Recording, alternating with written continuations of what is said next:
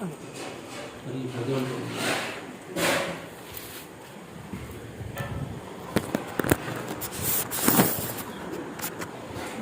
মহারাজ হরিভজন করে বলে তার উপরে পিতা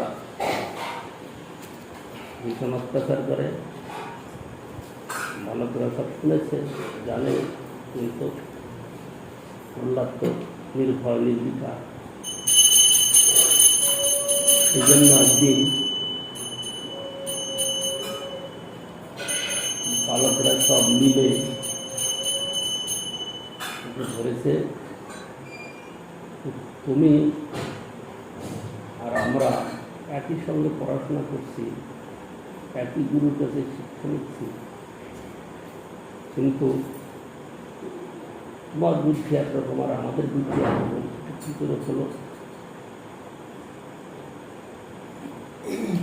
তা তুমি হরিভজন করো, বলো হরিভজন করলে কী হবে, আর হরিভজন তোমাকে কেন করে? আর হরিভজন করেই তাহলে বাল্যকাল থেকে বাচ্চাকাল থেকে কী দরকার আছে? সংসার করবো, ভোগ করবো, বৃদ্ধকালে গিয়ে বর্ণাশ্রম ধর্ম পালন করার পরে শেষকালে আমরা হরিভজন করব। তখনই প্রহ্লাদ মহারাজ ওদেরকে বোঝাচ্ছেন মানে জগতের পক্ষে পরম কল্যাণকর কথা। সাধু মহাজনদের সমস্ত কথাই জগতের কল্যাণের জন্য।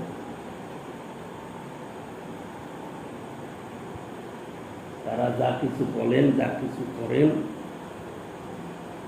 সব কিছুতেই জগৎজীবের কল্যাণ। প্রথমে প্রহ্লাদ মহারাজ বলছেন, ওমর আসরে প্রাজ্ঞ ধর্মান ভাগবতান দুর্লভম মানুষং জন্ম তদ পধ্রুবম অর্থদম। প্রহ্লাদ মহারাজ বলছেন, বিজ্ঞ ব্যক্তিগণ মনুষ্য জন্ম লাভ করে কৌমার বয়স থেকেই ভাগবত ধর্মের আচরণ করবে, কারণ মনুষ্য জন্মটা দুর্লভ হলেও আবার বেশি দিন থাকে না, অধ্রুবম মানে অনিত্য। কিন্তু এর মধ্যে অনিত্য হলেও অল্পকাল স্থায়ী থাকলেও এর দ্বারা আবার অর্থদম, অর্থ লাভ হতে পারে। অর্থ মানে পরমার্থ। সেই জন্য কৌমার কাল থেকেই পরিবর্তন করা দরকার, কারণ মানুষের এই দেহের ঠিক না, কখন চলে যাবে কেউ বলতে পারে না। কেউ বাল্যকালে, কেউ কৌমার কালে, কেউ যৌবনকালে, কেউ বৃদ্ধকালে, কেউ বা গর্ভেতেই মরে যায়, ঠিক থাকে। সেই জন্য এই দুর্লভ মনুষ্যের জন্য লাভ করে মানুষের কী করা উচিত? বাল্যকাল থেকেই, কৌমার কাল থেকেই হরিভজন করা দরকার। এবং এই হরিভজন অল্পকালের মধ্যেই তাকে সিদ্ধি দিতে পারে।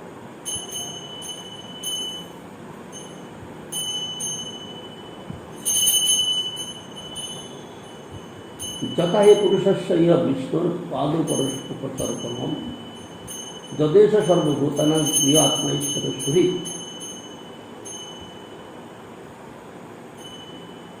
এই মনুষ্যজনের মানবের শ্রী বিষ্ণুর পাদসেবনই কর্তব্য, যেহেতু শ্রী বিষ্ণু সর্বভূতের প্রিয় আত্মা ঈশ্বরের সহিত। সুখমৈন্দ্রিয়গং দৈত্যা দেহজগন দেহিনাম সর্বত্র লভ্যতে দৈবাত তথা দুঃখ অযত্নত।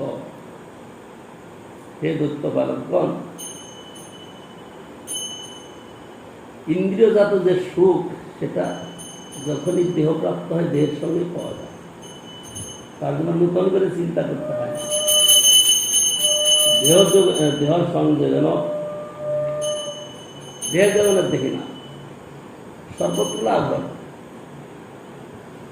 যেমন বিনা যত্নে দুঃখ লাভ হয়, দুঃখ পায়। বিনা যত্নেতেই দুঃখ পেয়ে থাকে।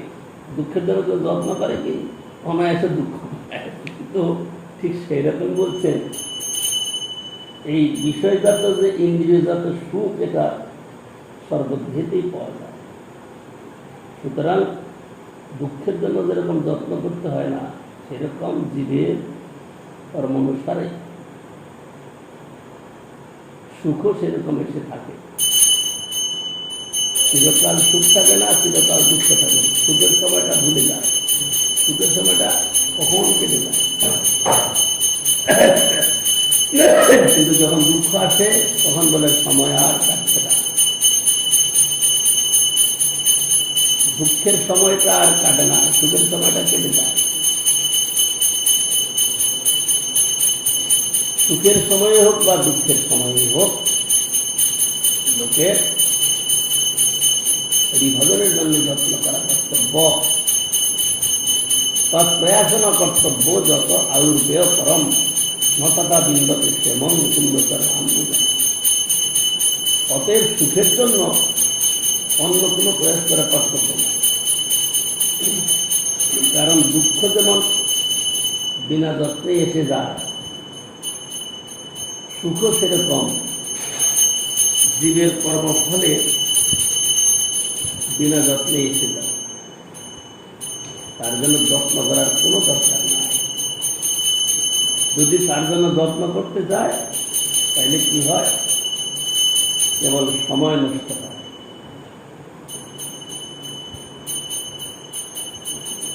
কারণ কর্মফলে যেটা আসবে সেটা আসবেই। সুখের জন্য যত্ন করতে যাচ্ছে, তার জন্য দুঃখের পরিবর্তে সুখের পরিবর্তে দুঃখই আসে। কিছুদিন আগে একটা ঘটনা ঘটেছিল, এই হুগলি হাওড়া এরকম অঞ্চল। প্রথমে বোম্বে গিয়েছিল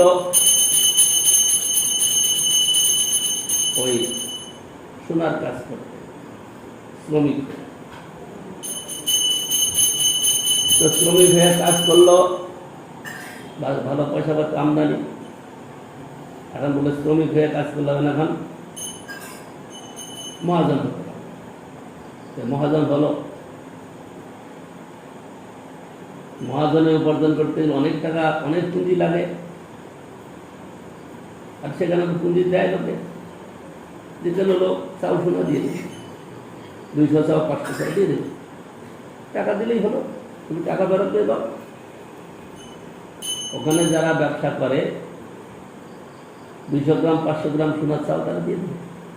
হীরা 2-5 লাখ 10 লাখ টাকা হীরা দিয়ে দেবে, কোনো রকম অসুবিধা নেই। কিন্তু ব্যবসা বাণিজ্য করে ফেরত দিয়ে দাও, তুমিও লাভ করো, সেও লাভ করতে থাকো। কিন্তু কি হলো, এই লোকটা এরকম কাজ করতে গিয়ে এসে গেল। ছিল শ্রমিক, শ্রমিক হয়ে অর্থ উপার্জন করলো, তাতে পোষালো না, এবার মালিক হবে।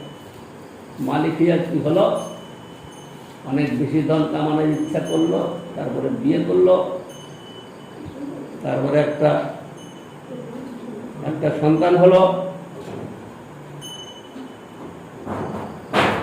না, তারপরে 2টা সন্তান হলো। তাদেরকে খাওয়া পড়া ভালোই চলছে। ইতিমধ্যে ফেল হওয়াতে কি হলো, আর টাকা পয়সা কোথায় পাবে এখন, অনেক আসবে না। অনেক লোকে তার উপরে চাপ সৃষ্টি করতে লাগলো। তো বোম্বে ছেড়ে চলে আসলো হায়দ্রাবাদ। হায়দ্রাবাদে 1-2 বছর থাকার পরে পরিবার সহিতই সুহা। তো বিষয় সুখের জন্য যত্ন করতে গেল তো সব চলে গেছে। ছেলে মেয়ে নিজে সব 20 5জন 6জন লোক।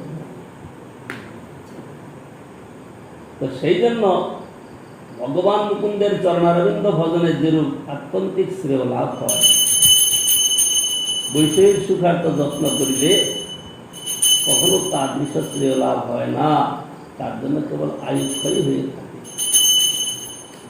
সেই জন্য বিষয় সুখের জন্য যত্ন করলে কেবল সময় নষ্ট হয়। অনেক সৌভাগ্যে সুযোগ পাওয়া গেছে হরিভজন করার, সুতরাং এই সময়টা যেন নিজেদের সুখ সুবিধা চিন্তায় নষ্ট না, সময়টাকে ভজনের কাজে লাগাতে হবে। যদি নিজেদের সুখ সুবিধা, খাওয়া, মান মর্যাদা, প্রতিষ্ঠা, যশ এইসবের যদি লক্ষ্য যায়, তাইলে পরে সময়টাই নষ্ট হয়ে গেল। তত যতেত কুশলক সেমায় ভয়ম আশ্রিত শরীরং পৌরুষং যাবৎ নদী পদ্যেত পুষ্কলম। সেই কারণে বিবেকী পুরুষ সংসার দুঃখ হইতে ভীত না হইয়া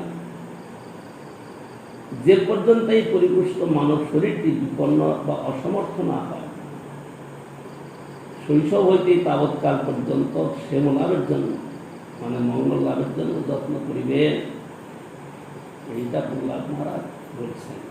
তারপরে মানুষের জীবনের কথা বলছে। ওই আমাদের বিদ্যাপতি কীর্তন আদো জনমহাম নিদে গণ জরা শিশু কত দিকে, ঠিক সেরকম ভাবে মানুষের জীবন সময় কেটে যাচ্ছে। কেটে গেলে পরে হরিভজন আর হয় না। সুতরাং হরিভজনের জন্য যত্ন করা দরকার। কুটুম্ব পোষায় বিয়ন নিজ আয়ু ন বুদ্ধতে অর্থং বৃহতং ক্রমত্ব সর্বত্র তাপত্র দুঃখিত আত্মা নির্বিদ্যতে ন কুকুম্ব রাম। কুটুম্বাদিতে অতীব আসক্ত চিত্ত ব্যক্তি। কুটুম্ব বুঝ? কুটুম্ব কি? আত্মীয় স্বজন। কুটুম্বাদিতে অতীব আসক্ত চিত্ত ব্যক্তি মানে যে ছেলে মেয়ে ভাই বন্ধু এদের মধ্যে বেশি আসক্তি থাকার জন্য তাদের ভরণ পোষণেই যে নিজ আয়ু ক্ষয় হইতেছে তাহা জানিতে পারে না।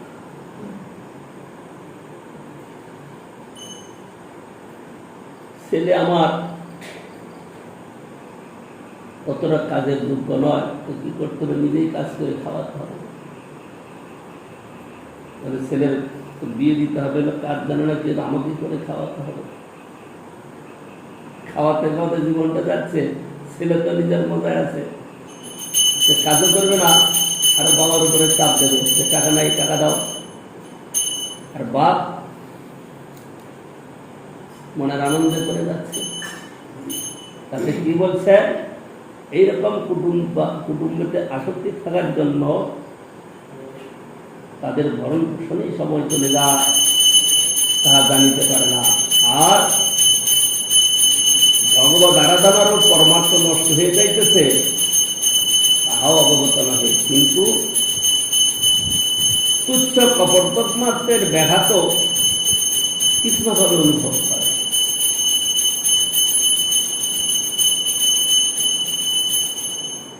পরিবারের মধ্যে 4-5 জন ভাই বন্ধু আছে, পিতা যা সম্পত্তি রেখে গেছে একদম ভাগ বাটোয়ারা করে ইঞ্চিতে ইঞ্চিতে নেওয়া চাই। একটু কম বেশি কেউ ছাড়বে না। ছাড়বে কি?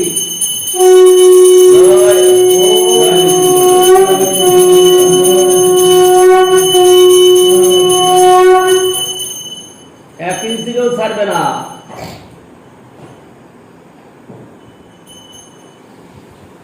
তার ব্যথাটা বেশি অনুভব করে, কিন্তু নিজের সময় যে চলে যাচ্ছে তার জন্য দুঃখ না হয়। সকুটুম্বে আসক্ত চিত্ত ব্যক্তি সকল দেশে সকলকালে আধ্যাত্মিকাদি তাপত্রে কৃষ্ট হইয়াও নির্ভেদ প্রাপ্ত হয় না। অজিতেন্দ্রীয় কুটুম্ব ভরণ পোষণকারী ব্যক্তি ধনাদিতে নিত্য অভিনিবিষ্ট চিত্ত হইয়া পরবিত্ত হরণকারীর মরণান্তর জনযাতনা আর ইহলোকে রাজদণ্ডাদির দোষ জানিয়াও সে অশান্ত বিলাস প্রযুক্ত পরবিত্ত হরণ করে। এই যে আমরা যে স্থানে বসে আমরা এত কাণ্ড করছি, এই স্থানটা আমরা নিয়েছি, এখানে প্রভাত সরকার বলে একটা লোক ছিল, 2-3 বছর আগে মারা গেছে। এখানে জমিদার আছে পাল চৌধুরী, তাদের ম্যানেজার এই বাড়িটা থাকতেন। ম্যানেজারের নামে এই বাড়িটা 118 শতক জায়গা। এই যে চারপাশে বাড়ি দেখছ, হরিবাবুর বাড়ি বাদ দিয়ে এইটা দিয়ে 118 শতক, মানে প্রায় 3.5 বিঘার মতো জায়গা।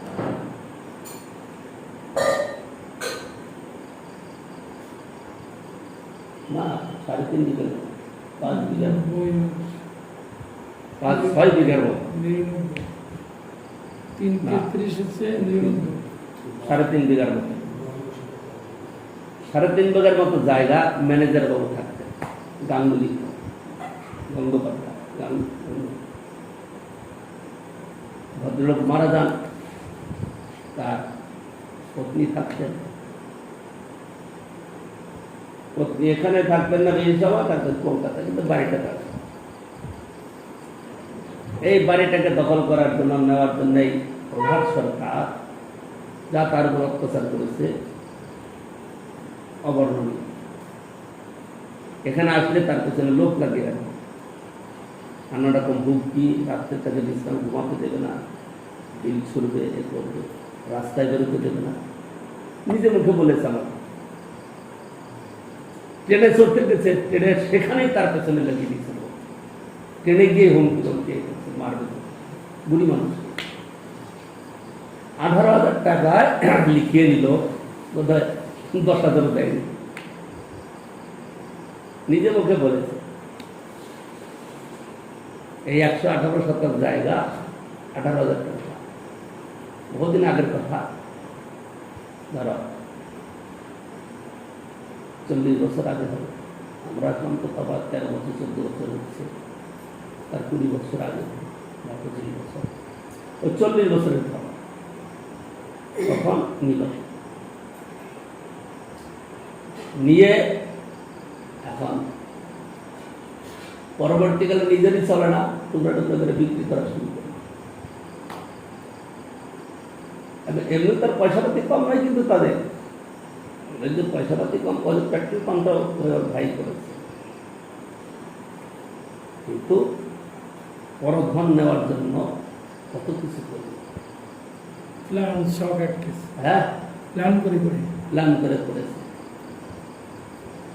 তারপরে সে 2 বছর 3 বছর আগে মারা গেছে।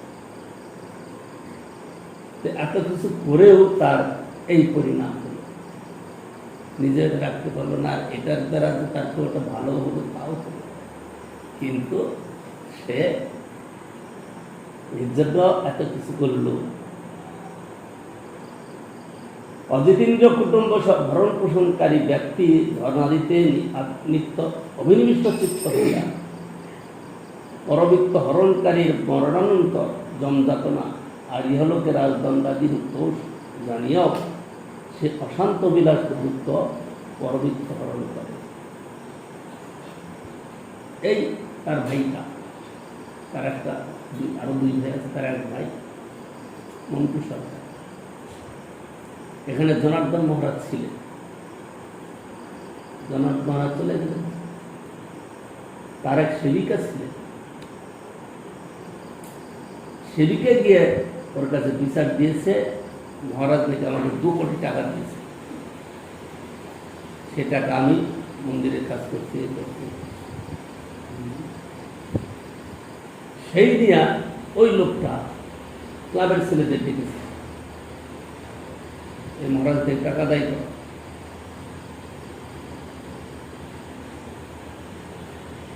আবার লোকটা বলে দিয়েছে সেই মেয়েটাকে যে তুমি হরিষার কাছে যাও। হরিষার কাছে গেছে, হরিষা সব তাকে ফুটিয়ে ফুটিয়ে সব জিজ্ঞাসা করে জেলে নিয়েছে। ক্লাবের ছেলেরা হরিষার কাছে গেছে, এরকম মহারাজের 2 কোটি টাকা তার মেরে খেল, এই কথা বলছে। নাম মন্টু সরকার। সুতরাং মহারাজের কাছে আমাদের যেতে হবে, এই করতে হবে। এইরকম লোক, সে লোকটা একবার সরকারি চাল 2 নম্বরই করে জেলে গেল। একটা ছেলে ওদের 4-5টা বাস থাকে, পেট্রোল পাম্প করেছে, মায়াপুরে হোটেল ধরছে। বাপের সঙ্গে ছেলে, সে একটাই মাত্র ছেলে, মিল নাই সব কিছু, তাও অশান্ত চিত্ত বিষয়ের নেশা। পরবৃত্ত হরণ করলে যে ইহলোকেও তোকে বদনাম দিচ্ছে, বা রাজদণ্ডা দিতে জেল খাটলো, সব কিছু করলো ওর জন্য, কিন্তু অশান্ত অবিলাস প্রদত্ত পরবৃত্ত হরণ করে। এরা এইভাবেই জীবন কাটাচ্ছে, তাদের সময় চলে যাচ্ছে, কিন্তু হরিভজনের কথা কিছুই বুঝতে পারে না। হে দানবগণ, ইহা আমার আর ইহা অন্যের, এইরূপ ভিন্ন ভাব পোষণ করিয়া পণ্ডিত ব্যক্তিও হত্যাশক্তি নিবন্ধন কুটুম্ব পালন করিতে করিতে আত্মবিষয়ে পরামর্শ লইতে সমর্থ হন না, কিন্তু বিমূঢ় হইয়া অজ্ঞানা থাকা। মানে 2 কোটি টাকাতে মেয়েটা বলেছে, জানি না কোটি কাকে বলে, বলে দিয়েছে। হ্যাঁ, মানে 2 কোটি টাকা দিয়েছে, এই হলো কথা। এদের মুখ দেখতে না,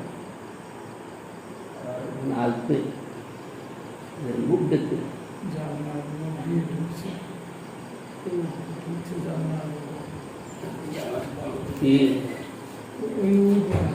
সব জানলার চাকরি বন্ধ করে দেওয়া দরকার ছিল, বন্ধ করে দেন, ঠান্ডা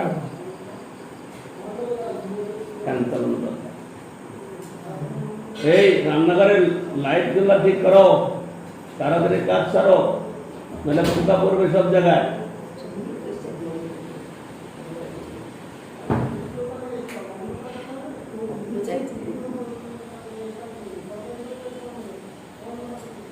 হে দৈত্যগণ, কোন দেশে বা কোন কালে জ্ঞানহীন ভগবত বিমুখ ব্যক্তি নিজেকে মুক্ত করিতে পারে না।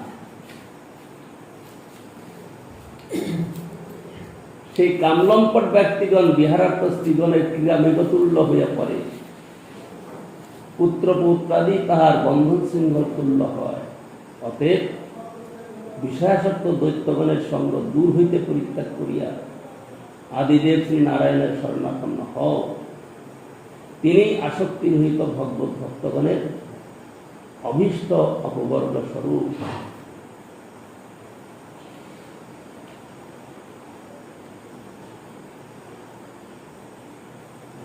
নহি অচ্যুতং প্রণয়ত বহু আয়াস অসুরাত্মজা আত্মত্যাৎ সর্বভূতানাং সিদ্ধত্যাদি সর্বতঃ। হে মুসলমান, ভগবান শ্রীহরি সর্বভূতের আত্মা, তাহার আরাধনার বাল্য বা বার্ধক্যাদি কিছুরই অপেক্ষা নাই। তিনি সংসারে সর্বদেশে সর্বকালে প্রসিদ্ধ। এই অচ্যুতকে প্রসন্ন করা বহু আয়াসের কার্যও নয়। ভগবানকে সন্তুষ্ট করা, ভগবানকে সুখী করা বহু আয়াস, মানে পরিশ্রমের কার্য অনায়াসে হয়ে যায়।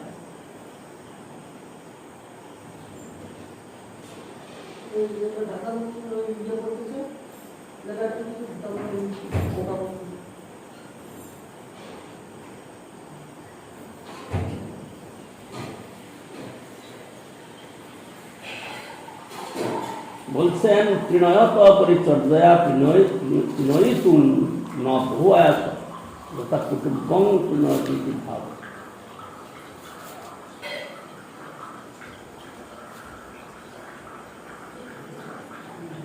কুটুম্ব পালন করতে যত কষ্ট হবে, হরিভোজন করতে তত কষ্ট হবে।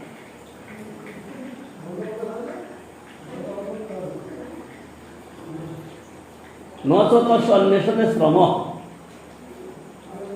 আত্মবধ হৃদি বা বর্তমান তার, তাকে অন্বেষণ করতে গিয়ে কষ্টও নাই, কেন এর দিকে হৃদয়ে বর্তমান রয়েছে।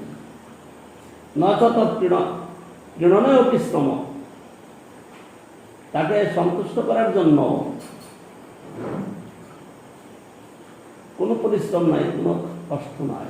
সর্বত সর্বৈরপি প্রকারই মানুষেরপি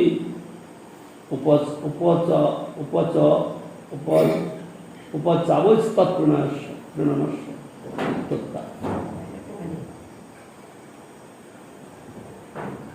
কারণ তিনি সর্বদেহীর হৃদয়েতে নিত্য সিদ্ধ। তাকে সন্তুষ্ট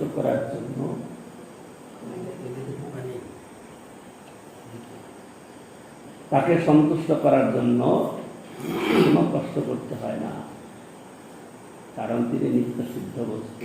তথা অচ্যুতং প্রণয়ামি ইতি সংকল্প মাত্রেণ প্রীতিতে, আমি হরিভজন করব প্রীতিপূর্বক, আদরপূর্বক করব, এটা মানুষে সংকল্প করলে তিনি সন্তুষ্ট হয়ে যান।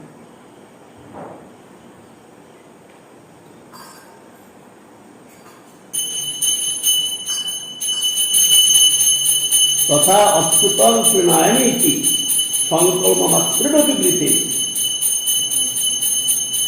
তাকে ভজন করব, তার সুখের জন্য চেষ্টা করব, এইটা যদি সংকল্প করে তিনি তাকে সন্তুষ্ট হয়ে যান। তারপরে তার শ্রবণ কীর্তন আদি করলে তো সহজেই তৃপ্তি পায়।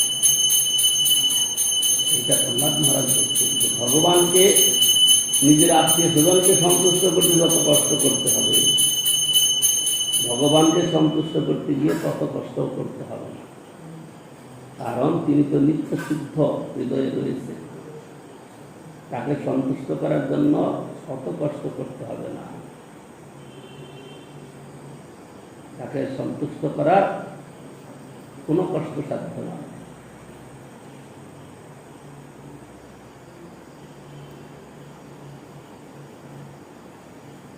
তস্মাৎ সর্বেষু ভূতেষু দয়াং কুরুত সৌহৃদম ভাবম আসুরম উন্মুচ্চ দয়া তুষ্যতি অদক্ষজ। সুতরাং হে দৈত্য বালকগণ, যে কার্যের দ্বারা ভগবান অদক্ষতা পরিতুষ্ট হন, তোমরা দেশ হিংসা আদি পরিত্যাগ পূর্বক সর্বভূতে সেই দয়া এবং মৈত্রী বিধান করো। ভগবান যে কার্যে সন্তুষ্ট হন, কার্য কি? সর্বভূতে দয়া, সকলের প্রতি দয়া। দয়া মানে হিংসা পরিত্যাগ করা। ওই চারটে গুণ, দৈন্য দয়া নির্মাণ প্রতিষ্ঠা বর্জন, চারি গুণের গুণী হয়ে করহ কীর্তন। দৈন্য দয়া অন্যে মান প্রতিষ্ঠা বর্জন, চারি গুণে গুণী হয়ে করহ কীর্তন। প্রহ্লাদ মহারাজের কথার মধ্যে রয়েছে, তোমরা দেশাদি পরিত্যাগ পূর্বক সর্বভূতে সেই দয়া এবং মৈত্রী বিধান করো। সকলের আদি এবং অনন্ত গুণ ও সর্বকারণস্বরূপ সেই ভগবান পরিতুষ্ট হইলে ভক্তগণের কি কিছু অপ্রাপ্ত থাকে?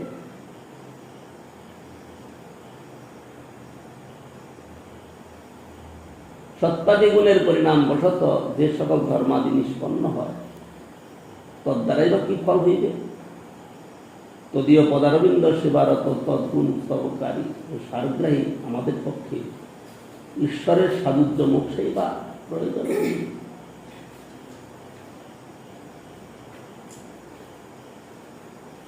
বলছেন ভগবান যদি সন্তুষ্ট হন, তাহলে জগতে আর কি অপ্রাপ্ত থাকে?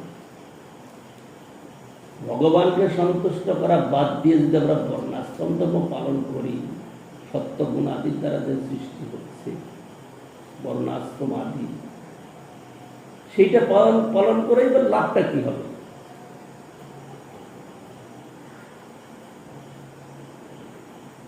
আমরা বর্ণাশ্রম ধর্ম আদি পালন করে কি ফল পাবো?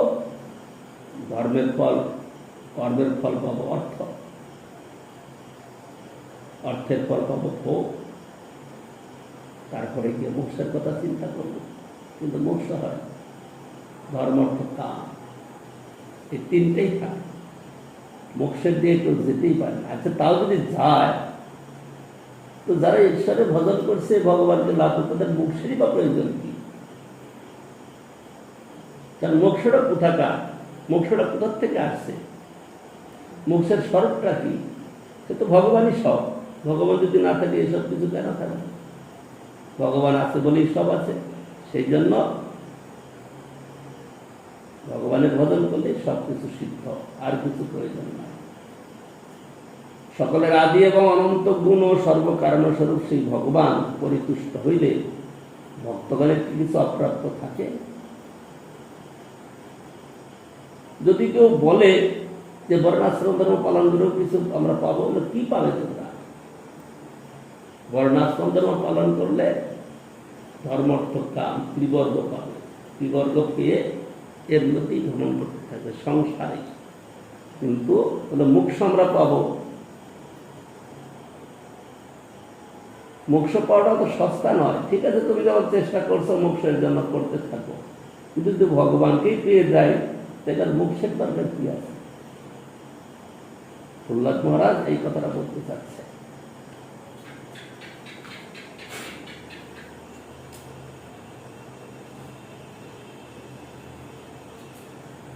ধর্মার্থ কাম ইতি অভিহিত স্ত্রীবর্গ ইচ্ছাত্রয়ী নয়তম বিবিধাচ বার্তা বন্যে তদেতদ অখিলং নিগমস্য সত্যং স্বাত্মার্পণং সসুধীব পরমস্য পুংস। ধর্ম, অর্থ এবং কাম, এই তিনটি ত্রিবর্গ বলে অভিহিত। তার মধ্যে আত্মবিদ্যা, কর্মবিদ্যা, তর্ক, দণ্ডনীতি এবং কৃষি প্রভৃতি জীবিকা, এই সমস্তই ত্রৈগুণ্য বিষয় বেদের প্রতিপাদ্য। সুতরাং ইহাদেরকে আমি নশ্বর বলিয়া মনে করি। পক্ষান্তরে পরম পুরুষ শ্রী বিষ্ণুতে যে আত্মনিবেদন, উহাকেই আমি যথার্থ সত্য বলিয়া মনে করিয়া থাকি।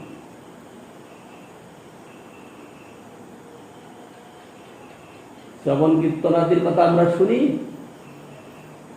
সেখানে বলছেন শ্রবণম কীর্তনম বিষ্ণু স্মরণম পাদ সেবনম অর্চনম বন্দনম দাস্য সক্ষম আত্মনিবেদনম ইতি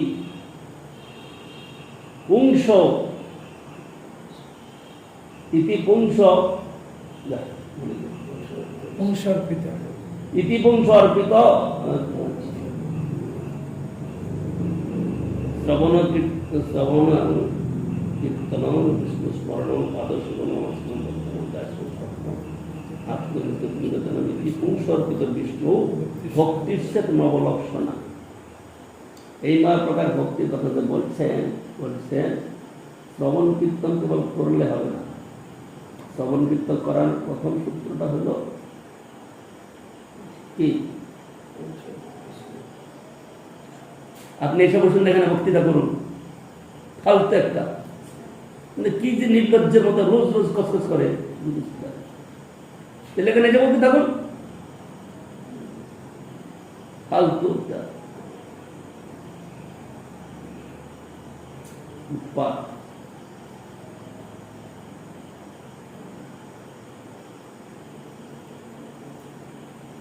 আগে অর্পণ, তারপরে শ্রবণ কীর্তন। সেই শ্রবণ কীর্তনের দ্বারা শুদ্ধ ভক্তি। পুংস অর্পিত বিষ্ণু ভক্তির চেত নবলক্ষণা। আগে অর্পিত, তারপরে শ্রবণ কীর্তন যদি হয়, তাহলে তার দ্বারাই পরম পুরুষে উত্তম ভক্তির উদয় হবে, সেইটাই উত্তম ভক্তি। তো শ্রবণ কীর্তন করি, কিন্তু ভগবানের অর্পিত নয়। সেই শ্রবণ কীর্তন কেবল বাহ্যিক শব্দ মাত্র, কোন হরিকীর্তন নয়। এই দুনিয়াদারিতে কত হরিকথা, হরি কীর্তন কত চলছে, তাদের কথার মূল্য হচ্ছে না কেন? তারা অর্পিত নয়। পুংস অর্পিত বিষ্ণু ভক্তির নবলক্ষণা। আগে ভগবানে অর্পিত হয়ে এই শ্রবণ কীর্তন আদি করলে পরেই ভক্তি হবে। অর্পিত না হয়ে শ্রবণ কীর্তন আদি আমরা যতই করি না কেন, তার মূল্য এক কপর্তক নয়। সেই জন্য আগে অর্পিত তারপরে গিয়ে তার শ্রবণ কীর্তন। যদি তা না হয় তাইলে সময় কাটবে, লাভ হবে না। আগে অর্পিত, আগে নিজেকে বিষ্ণুপাদ পদ্মে, কৃষ্ণপাদ পদ্মে আগে সমর্পণ করতে হবে। তারপরে গিয়ে যে শ্রবণ কীর্তন, সেই শ্রবণ কীর্তনটাই হলো ভক্তি। অর্পিত না হয়ে যে শ্রবণ কীর্তন আদি হচ্ছে, সেটা কদাচিৎ স্বীকৃতি হতে পারে, তাছাড়া কেবল নামকরাধি সার। আমাদের মধ্যেও তাই। সেই জন্য আমাদের প্রীতির উদয় হয় না। তদস্পসারং হৃদয়ম বতেতং তদ্বিদ্যমানয়ে, তার হৃদয়টা অশ্মসার, অশ্মসার মানে পাথর তুল্য। কেন? ভগবানের নাম কীর্তন আদি শ্রবণ করলেও তাতে প্রীতির উদয় হয় না, বা দেহের সাত্ত্বিক বিকার আদির উদয় হয় না। হৃদয়টা তার অশ্মসার, অশ্ম মানে পাথর তুল্য হয়ে গেছে। সেখানে ভগবানের কথা, ভগবানের নাম কোনো কাজ করে না। সেই জন্য আগে অর্পিত, তারপরে শ্রবণ কীর্তন। এইটা যদি না হয় তাহলে সে শ্রবণ কীর্তনের মূল্য থাকে না। এইটা প্রহ্লাদ মহারাজ বলেছেন তার পাঠে, কিন্তু এই কথা প্রসঙ্গে আমি সেই কথাটা বললাম।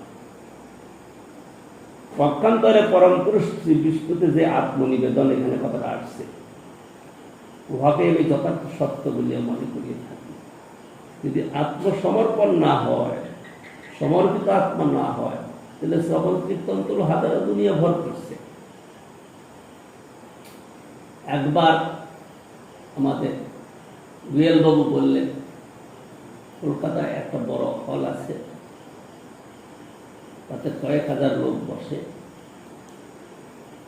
সব এসি, মানে পুরো হলটা এসি। সেখানে কি নামটা গৃহস্থ লোক, তাকে দিয়ে পাঠ করাচ্ছে। মানে প্রথমে তাকে কয়েক লক্ষ টাকা অনুদান দিতে হবে। ওই হলটা ম্যানেজ করতে গিয়ে বললো 45 লক্ষ টাকারও বেশি খরচ হবে। যারা যারা দিয়েছে সব মারোয়ারি লোক, তারা গিয়েছে, রোজ শুনছে কথা। কারণ না শুনতে গেলেও নিজেরাই করছে, তো টাকা দিচ্ছে নিজেরাই। 45 লক্ষ টাকা ওতে ব্যয় করলো। অনেক বেশি আমদানি হলো, কিন্তু ওতে 45 লক্ষ টাকা ব্যয় হয়েছে। আমি বললাম, আপনি যে গেলেন পেলেনটা কি? না, খুব ভালো ভালো কথা বলছে, আর এসি ঘর, সব লোক এসে জ্বলছে, শুনছে। কি লাভ পেলেন? হরিভজনের কি লাভ? হরিভজনের কিচ্ছু পারে। আরো অপরাধ হয়েছে, যতগুলো লোক গেছে তার অপরাধ হয়েছে। কারণ শুদ্ধ ভক্তের প্রতি তারা কোনোদিনই শ্রদ্ধা আনতে পারবে না। শুদ্ধ ভক্তের প্রতি ঐকান্তিক শ্রদ্ধা না আসা পর্যন্ত যতই শ্রবণ কীর্তনাদি আমরা অর্চন পূজা কীর্তনাদি যা কিছু করছি না কেন, শুদ্ধ ভক্তের প্রতি যতদিন পর্যন্ত ঐকান্তিক প্রীতি শ্রদ্ধার উদয় না হবে, কি বলছেন,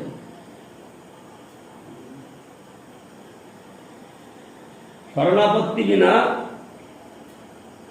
কোন কর্মে ভক্তি নয়।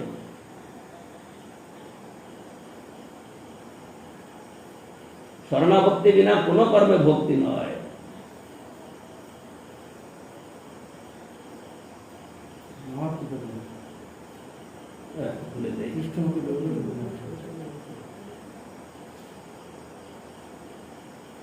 শরণাপত্তি বিনা কোন কর্মে ভক্তি নয়। কৃষ্ণ ভক্তি দূরে রহু, সংসার নয় ক্ষয়। এটা তো গেল, মানে সূত্রের সঙ্গে যদি মিল না থাকে যত কিছুই করি সব। শুদ্ধ ভক্তের প্রতি যতদিন এইবার বলেছে মহতের কৃপা বিনা পঠনীয় কার্য কিছু নাই, মহতের কৃপা বিনা, মহতের কৃপা বিনা কিছু আবির্ভাবের কথা তো হতেই পারলো না। সেই জন্য আমরা যত কিছু করি শুদ্ধ ভক্তের প্রতি যতদিন পর্যন্ত আমাদের প্রীতি না আসে, কিন্তু পূজারি তো বড় এসব বাহাদুরি দেখালেও আরো পূজারা সেই জন্যই হবে। সে কথা এখানে না, সেটা চুপ যেটা বলে দিয়েছে খুব ভালো করে, আমার নতুন করে বলতে চাই, তাহলে তার কি করবে, নতুন করে ব্যাখ্যা এখানে কারণ করা দরকার, তাহলে বড় সেইটা মনে করে দেওয়া হবে। নতুন আর কি পরমান্ন হয়েছে, আর কি সেই জন্য মহতের কৃপা বিনা কোন কর্মে ভক্তি নয়। কৃষ্ণ ভক্তি দূরে রহু, সংসার শরণাপত্তি বিনা কোন কর্মে ভক্তি। ওই একটা লুচি দিয়ে পরমান্ন হবে, একটা লুচি দিয়ে একটা। সেই জন্য বলছেন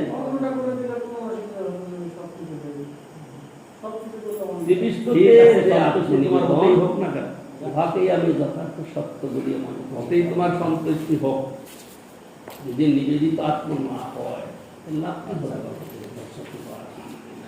সংসারের সাধারণ লোকের মধ্যে, বাপ ছেলের মধ্যে, স্বামী স্ত্রীর মধ্যে যদি পরস্পরের মধ্যে নির্ভরতা না থাকে, আত্মনিবেদন ভাব না থাকে, তাহলে সেখানে সুখ স্বাচ্ছন্দ্য বা উপার্জন আদি বা আসতেই কিছু। সেই জন্য আত্মনিবেদন করলেই তো ভগবানের সঙ্গে আমার প্রীতি হবে। তিনি যদি করবেন আমি বিনা, সেই জন্য ভগবান একলা প্রীতি করলে খা হবে, ভগবান একলা প্রীতি করেই হবে আমাদের গ্রহণীয়, কিন্তু আমার তরফ থেকে নাই পালনীয়। সেই জন্য বলছেন আগে হবে নিবেদন করলাম। এই জন্য সকলে বিরামের কথা তো হতেই পারলো না, যে আমরা কোন হরিহরের কথা আরো পরে আছে, এখানে হরি কথা শোনা জন্য আমি পূজারিত বড় অধৈর্য লোকরঞ্জনের জন্য। সেই জন্য আমি কোন ভেরিকায় আছি, আমার কাছে সাহেবের মধ্যে সে নরেন বাবুই হোক, সে অমর বাবুই হোক, আর সে আর ধরনের তার কি করবে। এখন কি লাগছে, আমরা আমাদের কোন ভূমিকায় বিচরণ করছি। লুচি আর কি 10 বছর 20 বছর 50 বছর 100 বছর থাকি, কোন ভূমিকায় বিচরণ লুচি আছে না তো, তরকারি খাবে কি রাধা কমতে আছে, ওই একটা লুচি দিয়ে পরমান্ন খাবে, একটা লুচি দিয়ে একটা তরকারি খাবে। হ্যাঁ ঠিক আছে, সন্তুষ্টি তোমার হতেই হোক না কেন, ধীর কৃষ্ণ প্রভু হতেই তোমার সন্তুষ্টি হোক। 22 বছর পর্যন্ত কৃষ্ণ করে সেবা করেছেন, একটানা 22 বছর।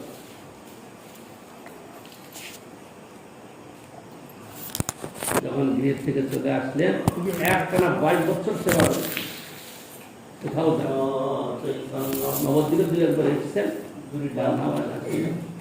22 বছর সেবা করেছেন। 22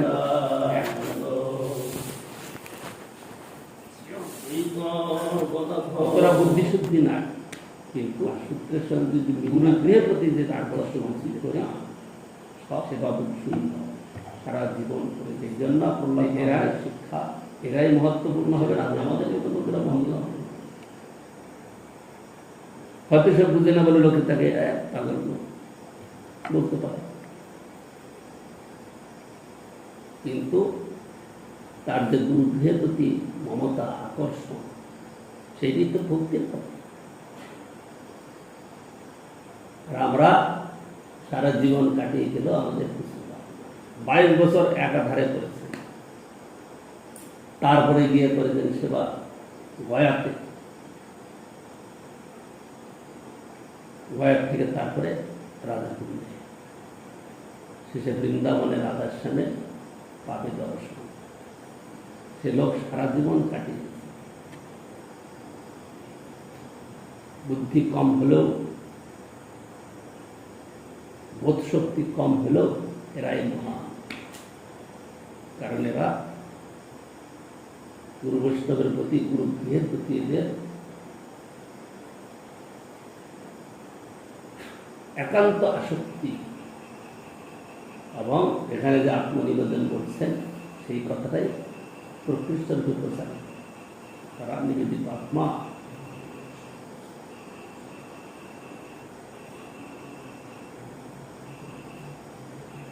প্রহ্লাদং তং বয়ংসপি নত্রে অন্নং বিদ্মহে গুরু এতাভ্যাং গুরুপুত্রাভ্যাং বারাণামপি ঈশ্বর বালস্বন্ত পুরস্থস্য মহৎ সঙ্গ দুরন্নয় চিন্তি ন সংশয়ং সম্যস্যাৎ চেত বিস্তম্ভ কারণ সে বালকগণ বলছেন প্রহ্লাদ তবি আর যে আমরা আমাদের যে গুরু গুরুপুত্র এদের আমরা কাউকে গুরু বলে দেখছি না তারা যে আমাদেরকে শিখায় সেটা একরকম শিখায় তুমি যা বলছো সেই কথা না তুমি কোথা থেকে শিখলে যদি এর জন্য কোনো বিশেষ কথা মহৎসঙ্গ তাদের হয় না কারণ মহৎসঙ্গ বিনা তো হবে না তুমি বললে মহৎ সেবা মহৎ সঙ্গ চাই তোমার এটা কি করে হলো যদি কিছু বলার মতো থাকে বলো আমাদের সংশয়টাকে দূর করে দাও তখন প্রহ্লাদ মহারাজ তার পূর্বজন্মের মাতৃগর্ভের প্রসঙ্গ আনছেন সেখানে মাতৃগর্ভের প্রসঙ্গে এনে বলছেন আমি পিতা যখন সেই মন্দারাচলে তপস্যা করতে গিয়েছে তখন দেবতার আক্রমণ করেছে আমার মাকে ধরে নিয়ে গেছে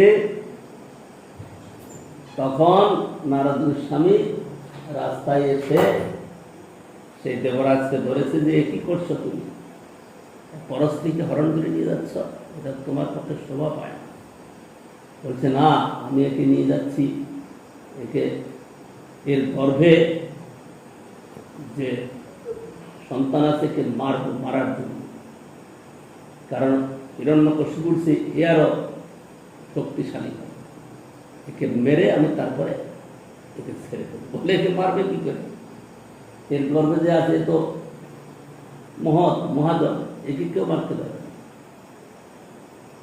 সুতরাং একে ছেড়ে দিয়ে তুমি চলে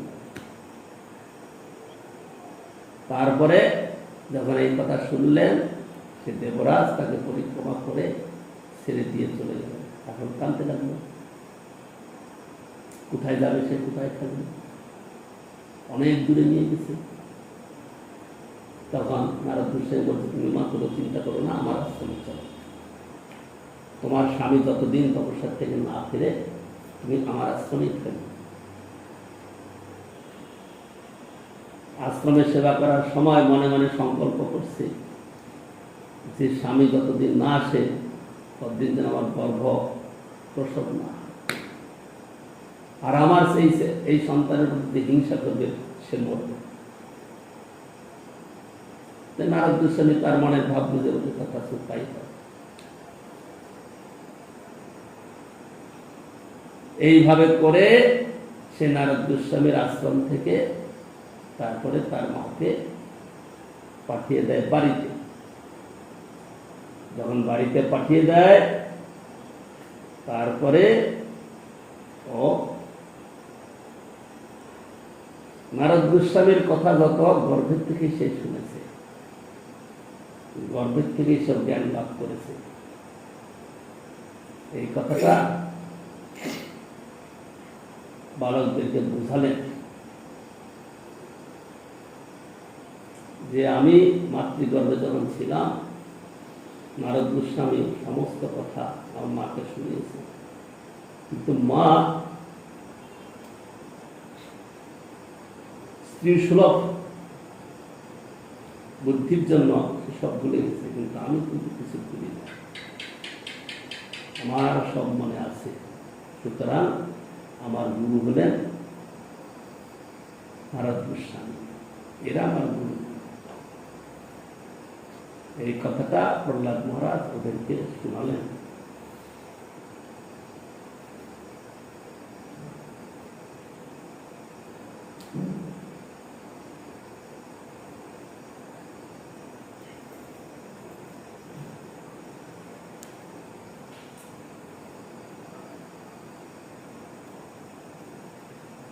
তত্রোপায় সহস্রনাম অয়ং ভগবত উদিত যদীশ্বরে ভগবতী যথা দৈরন্ধ সারথী।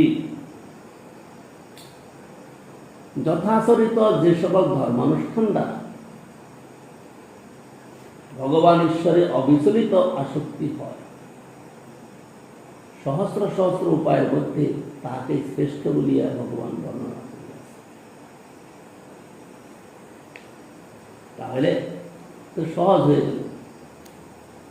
যথাচরিত যে সকল ধর্মানুষ্ঠান দ্বারা ভগবান ঈশ্বরে অবিচলিত আসক্তি হয়, কষ্টসাধ্য কিছু নয়, যথাচরিত আমরা জীবনে যা করে যাচ্ছি এইটাই ভগবানের সঙ্গে যোগ করে করলে তিনি তুষ্ট হয়ে যান। আর এইটাকেই ভগবান সহস্র সহস্র উপায়ের মধ্যে শ্রেষ্ঠ বলে বর্ণনা করেছে। সমর্পিত আত্মা হয়ে আমরা যা কিছু করব সবকিছু তাকে প্রাপ্তির উপায়, বা তিনি তাতে সন্তুষ্ট, কিন্তু চাই আগে সমর্পিত আত্মা। এই বুদ্ধিটা আমাদের জানতে হবে।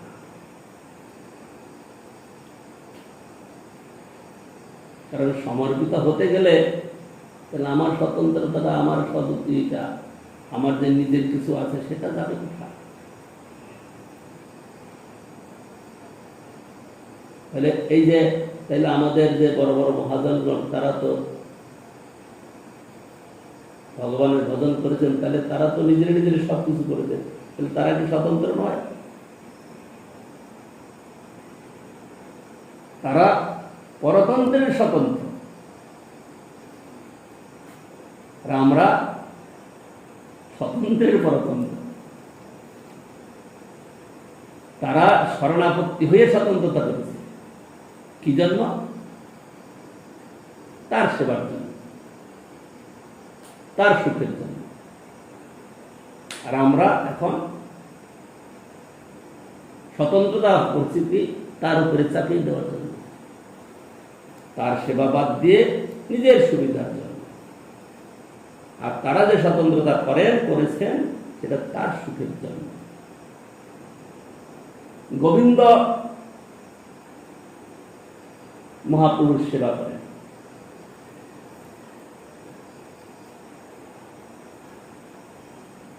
প্রতিদিন রাত্রে তো খুব কীর্তন করেন, নৃত্য করেন, খুব পরিশ্রম করেন।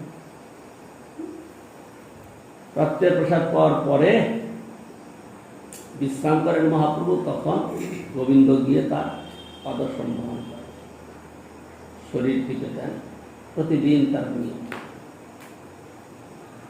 একদিন মহাপ্রভু কৌশল আবিষ্কার করলেন, দেখি কত প্রেম। সারাদিন কীর্তনে পরিশ্রম খুব বেশি হয়েছে, আর সেদিন কি করলেন, গম্ভীরাটা একটাই মাত্র দরজা, আর গম্ভীরা মানে ছোট্ট ঘরকে উড়িষ্যায় গম্ভীরা বলে। গম্ভীরা শব্দের অর্থ উড়িষ্যা দেশেতে ছোট ঘর, তাকে গম্ভীরা। সুতরাং মহাপ্রভুর যে ঘর সেটা ছোট ঘর, তার থেকে গম্ভীরা নাম হয়ে গেছে। কিন্তু উড়িষ্যা দেশের যে শব্দটা গম্ভীরা, ছোট্ট ঘরকে বলা হয়। তো মহাপ্রভু ঘরটা ছোট, তার জানলা টানলাও নয়, একটাই মাত্র দরজা। সেদিন কীর্তন করে এসে প্রসাদ পেয়ে বিশ্রাম করবেন, তো বিশ্রাম করতে গিয়ে কি করছেন, একজন দরজা বরাবর শুয়ে গেছে।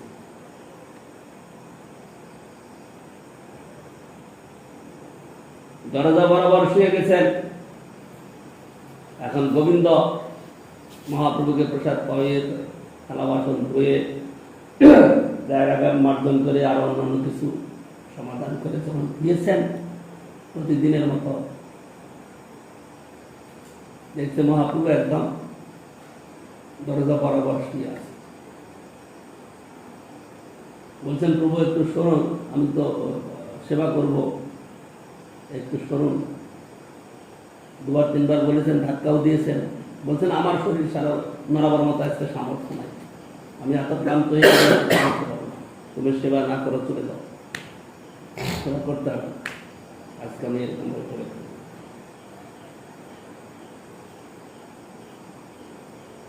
গোবিন্দ কহেন মানে সেবা সে নিয়ম, কোটি অপরাধ হোক কিংবা নরকে গম।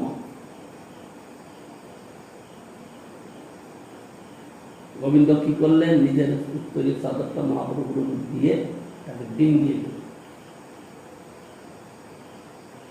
এটা হলো পরতন্ত্রের স্বতন্ত্র। কথাটা বুঝতে পারলেন? আগে বলছি হচ্ছে স্বতন্ত্রের পরতন্ত্র, পরতন্ত্রের স্বতন্ত্র।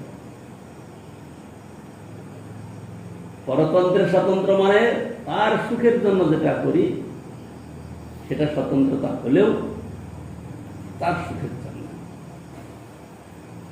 আর তার সুখ বাদ দিয়ে আমরা যেটা করি নিজের সুবিধার জন্য, নিজের লাভ, পূজা, প্রতিষ্ঠা, সম্মান, অর্থ সংগ্রহের জন্য যেটা করি সেটা তার সুখের জন্য নয়। সুতরাং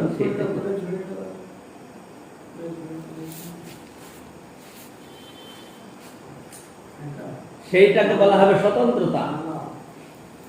সুতরাং আমরা কোন ভূমিকায় আছি সেটা আমাদেরকে নিজেদের বিচার করতে হবে। যদি আমরা বিচার না করতে পারি তাহলে আমাদের সময় তো কাটবে,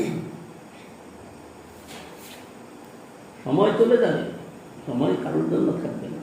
আমাদের আয়ু সূর্যোদয় হচ্ছে, অস্ত যাচ্ছে, একদিন করে কেটে যাচ্ছে জীবন থেকে। আমাদের বয়স বাড়ছে আমরা বলছি, কিন্তু আমাদের জীবনের বয়স কমে যাচ্ছে। দেহের বয়স বাড়ছে কিন্তু আমাদের আয়ুর বয়স কমে যাচ্ছে। তারপরে বলছেন কি, তস্মাদ ভবদেবী তত্রুপায় সহস্রনাম অয়ং ভগবত উদিত যদি ঈশ্বরে ভগবতী যথাচরতি। যথাচরিত যে সকল ধর্ম অনুষ্ঠান দ্বারা ভগবান ঈশ্বরে অবচরিত আসক্তি হয়, সহস্র সহস্র উপায়ের মধ্যে তাহাকে শ্রেষ্ঠ বলিয়া ভগবান গ্রহণ করিয়াছেন।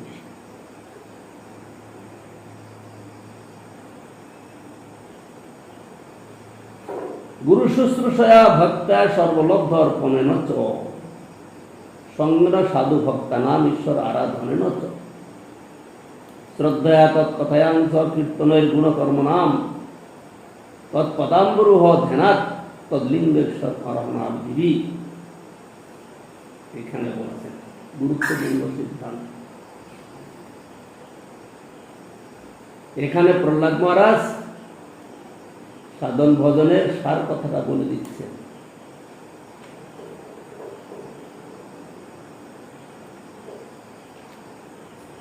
কি সার কথা বলছেন? গুরু শুশ্রূষয়া ভক্ত্যা সর্বলব্ধ অর্পণেন চ সঙ্গেন সাধু ভক্তা নাম ঈশ্বর আরাধনেন চ শ্রদ্ধয়া তৎকথয়াংশ কীর্তনের গুণকর্ম নাম তৎপদাম্বরুহ ধ্যানাৎ তদ্লিঙ্গেশ্বর অরহা দেবী। গুরু শুশ্রূষা, ভক্তি, সমস্ত লব্ধ বস্তু গুরুতে সমর্পণ, সাধু ভক্তবৃন্দের সংসর্গ, ভগবানের আরাধনা, ভগবত কথায় শ্রদ্ধা, তদীয় গুণ পর্ব কীর্তন, তাহার পাদপদ্ম ধ্যান, তাহার মুক্তি সমূহের দর্শন পূজন আদি। এইটা হলো সার শিক্ষা। প্রহ্লাদ মহারাজ এত কথা বললেন, আগে বললেন শরণাগতির কথা, আত্মনিবেদনের কথা বললেন, আত্মনিবেদিত হয়ে এই কার্যগুলো গুরু শুশ্রূষা। গুরু শুশ্রূষা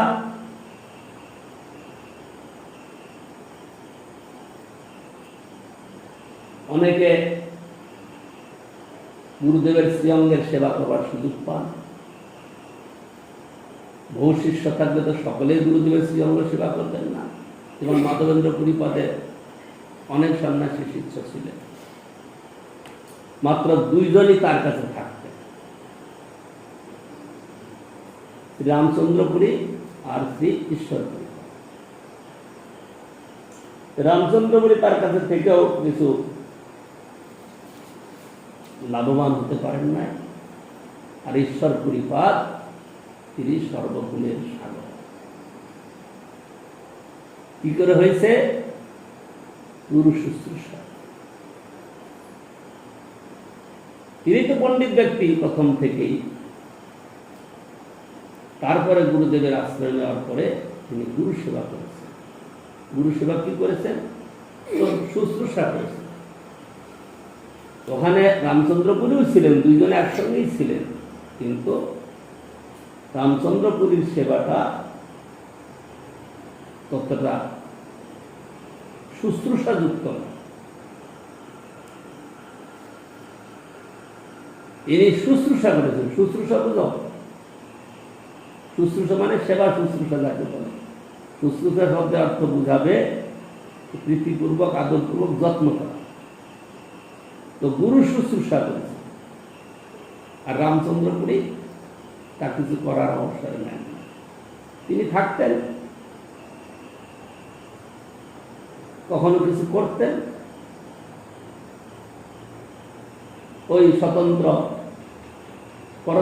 স্বতন্ত্রের পরতন্ত্র হয়ে থাকতেন। পরতন্ত্রের স্বতন্ত্র না, এখানে স্বতন্ত্রের পরতন্ত্রে থাকতেন। তিনি গুরুর কাছে থাকতেন, গুরু সেবা করতেন, কিন্তু স্বাধীনভাবে বিচরণ করছেন। গুরুদেবের ভাবনাটা বুঝতে পারেন না। গুরুদেবের ভাবনা যে কৃষ্ণ প্রেম, কৃষ্ণ ভক্তি, সেটা তার মধ্যে কোনোদিন ঢুকে না। তিনি ব্রহ্ম ধ্যান করেন। মাধবেন্দ্র পুরীপাদের মতো ভক্তের কাছে থেকেও তিনি ভক্তি চিন্তা করতে পারেন না। কেন? তিনি পরতন্ত্রের স্বতন্ত্র নন, তিনি স্বতন্ত্রতার বর্ধন। সেই জন্য তার ভাগ্যে কিছু ঘটে। সেই জন্য গুরু শুশ্রূষাটা মুখ্যত দিয়েছেন। শাস ভগবতী রতি গুরু শুশ্রূষা, গুরু শুশ্রূষয়া সেবয়া, গুরুভ্য তত্ত্বশ্রবণিচ্ছয়া। গুরু শুশ্রূষা মানে গুরু শুশ্রূষা সেবা করা, আর একটা হলো শ্রী গুরুমুখে তত্ত্বশ্রবণিচ্ছয়া। গুরুমুখে তত্ত্বশ্রবণ, তত্ত্ব মানে ভগবত তত্ত্ব আদি অনেক রকমের তত্ত্ব। সেই তত্ত্ব কথা গুরুভ্য তত্ত্ব কথা শ্রবণিচ্ছয়া,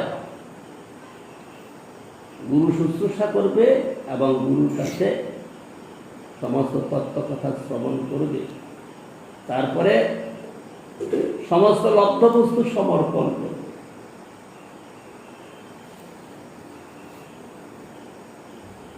ত্যাগী ভক্ত যত হবে ত্যাগী দ্বারা তারা সমস্ত লব্ধ বস্তু গুরুতে সমর্পণ করবে। এইটা বলছেন প্রহ্লাদ মহারাজ, সমস্ত লব্ধ বস্তু সমর্পণ। তারপরে কি করবে? সাধু ভক্তবৃন্দের সংসর্গ, সাধু সঙ্গ, হরিকথা শ্রবণ, ভগবানের আরাধনা করবে তার সঙ্গে, এবং ভগবত কথা শ্রবণ করবে, তার গুণ কর্ম কীর্তন করবে, তাহার পাদপদ্ম ধ্যান এবং তাহার মূর্তি সকলে দর্শন পূজন আদি করবে। হরি সর্বেষু ভূতেষু ভগবানাস্ত ঈশ্বর ইতি ভূতানি মনসা কামৈশ্বর সাধু মানয়ের। এবং ভগবান শ্রীহরি সর্বভূতে বর্তমান আছেন জানিয়া সর্বভূতে সাধু দৃষ্টি, দৈন্য দয়া, অন্যে মান, প্রতিষ্ঠা বর্জন, চারি গুণে গুণী হই, করহ কীর্তন।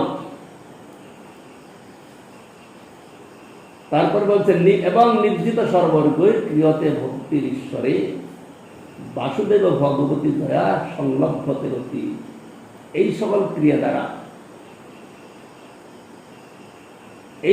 ক্রিয়া দ্বারা কাম, লোভ, ক্রোধ, মোহ, মদ, মাৎসর্য, কাম, ক্রোধ, লোভ, মোহ, মদ, মাৎসর্য এই সর্বাঙ্গ জয় করিয়া ঈশ্বরে ভক্তি করিবে, ইহাতে ভগবান বাসুদেবে আসক্ত।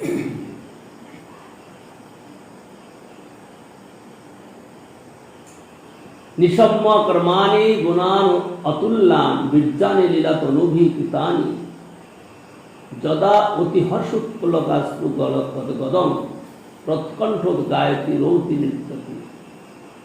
মুক্ত পুরুষ যখন ভগবানের অনুপম গুণ, অবতারকৃত অলৌকিক কর্ম ও রাবণবধ প্রভৃতি পরাক্রম শ্রবণ করিয়া অত্যন্ত হর্ষবশত রোমাঞ্চ ও অশ্রু প্রবৃত্তি সাত্বিকভাবে গদগদস্বরে মুক্তকণ্ঠের নৃত্য, গীত, আনন্দ ধ্বনি করে।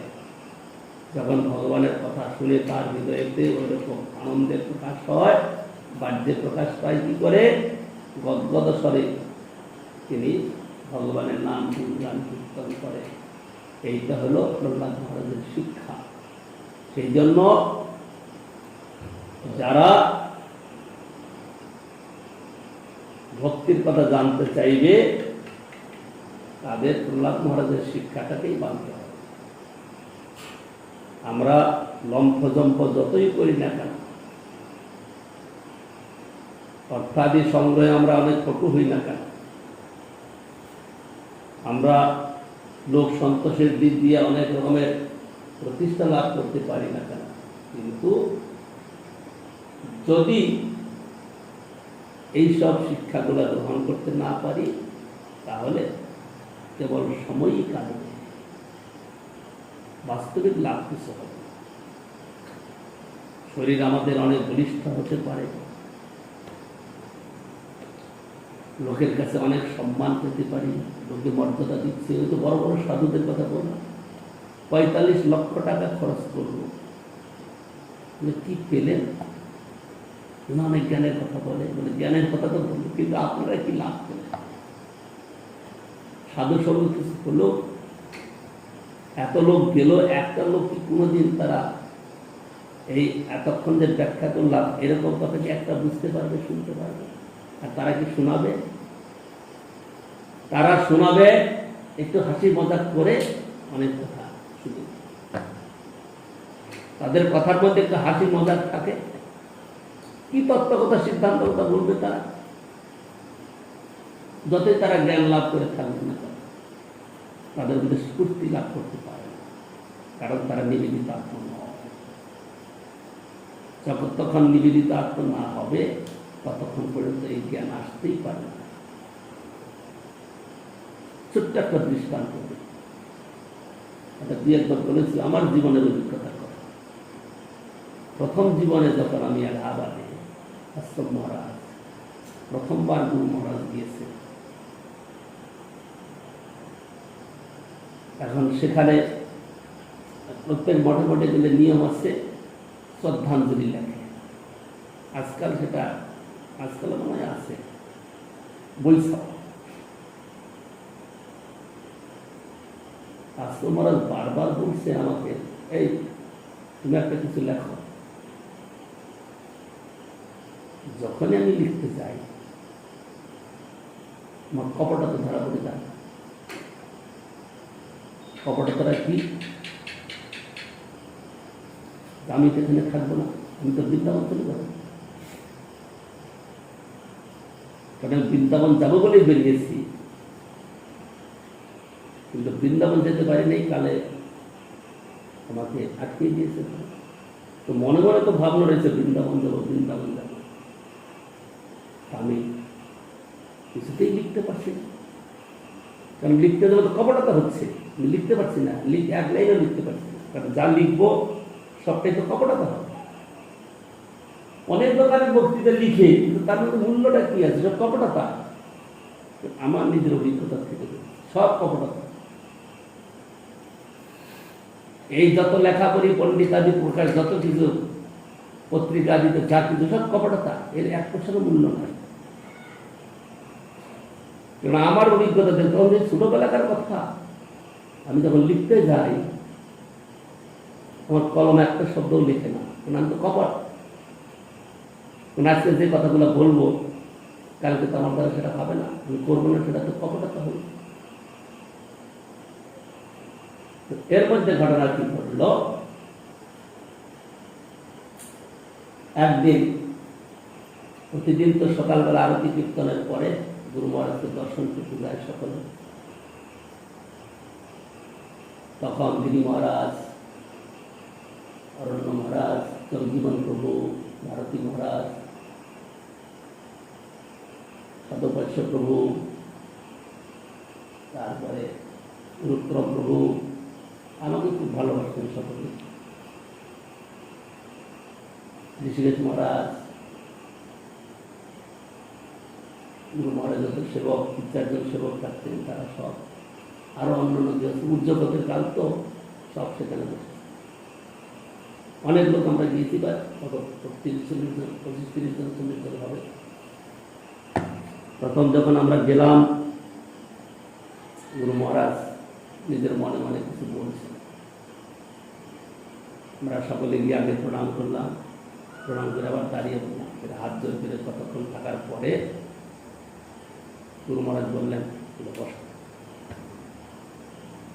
আমার স্থানটা কোথায় হয়েছে?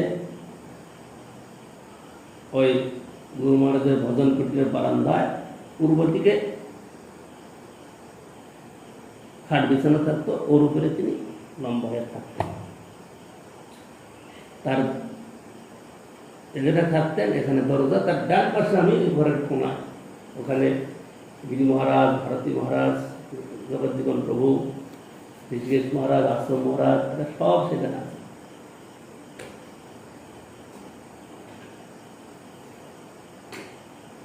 তো আমাকে সব যখন প্রণাম পাতি করে সকলে বসছে, তো গুরু মহারাজ, আমরা তো সব গুরু মহারাজের তাকিয়ে আছি, সকলেই তো গুরু মহারাজের কি বলবেন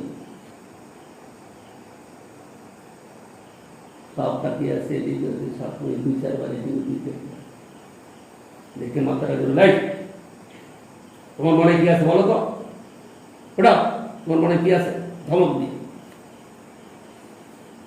আমি উঠি নাই মানে বুঝি নাই। তো ভারত মহারাজ, অরণ্য মহারাজ, গিরি মহারাজ সব বলছে, ওঠো, দাঁড়াও দাঁড়াও, বলো কিছু।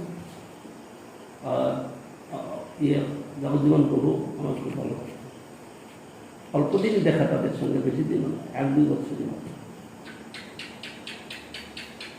দাঁড়াও, তো দাঁড়ালাম। তোমার মনে কি আছে বলো? বলে সব ভুলে গেছি। তো সত্যিই তো বলে, হ্যাঁ সব ভুলে, কিছু মনে নেই, তো বসো। তারপরের দিন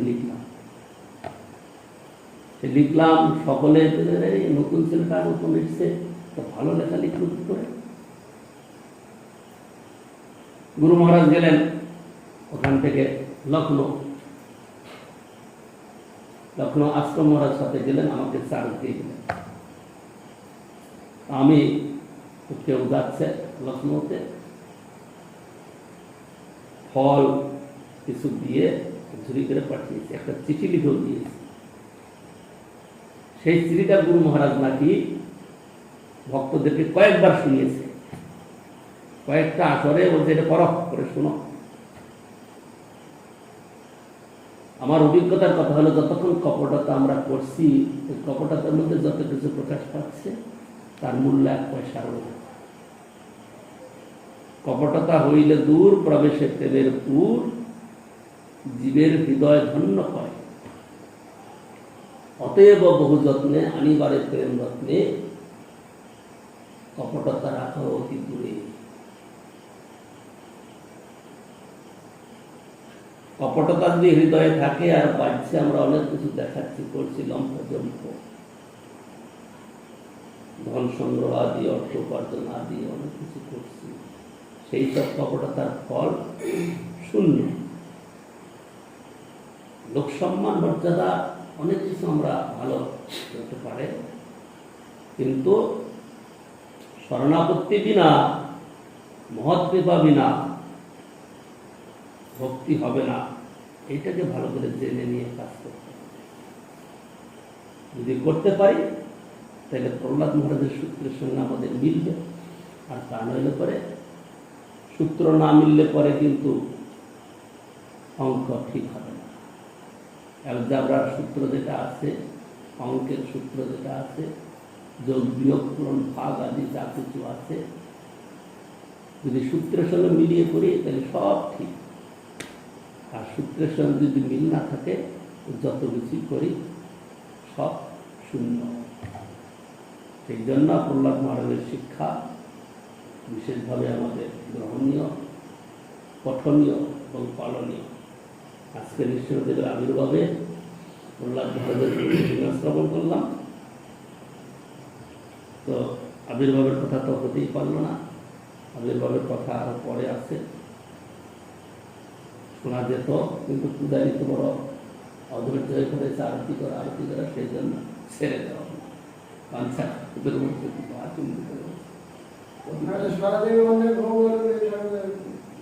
তাহলে তার কি করবে?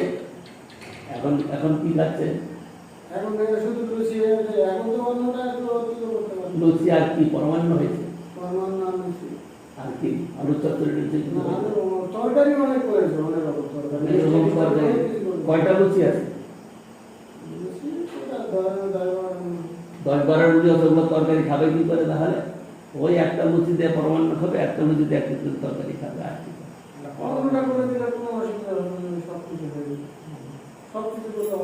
ঠিক আছে। সন্তুষ্টি তোমার হতেই হোক না কেন,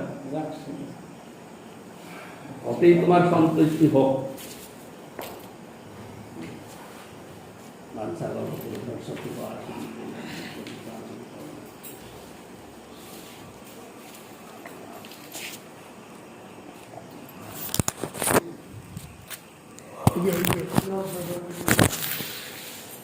কৃষ্ণ চৈতন্য ঝুড়িটা মন্দিরে সারিয়ে রাখো।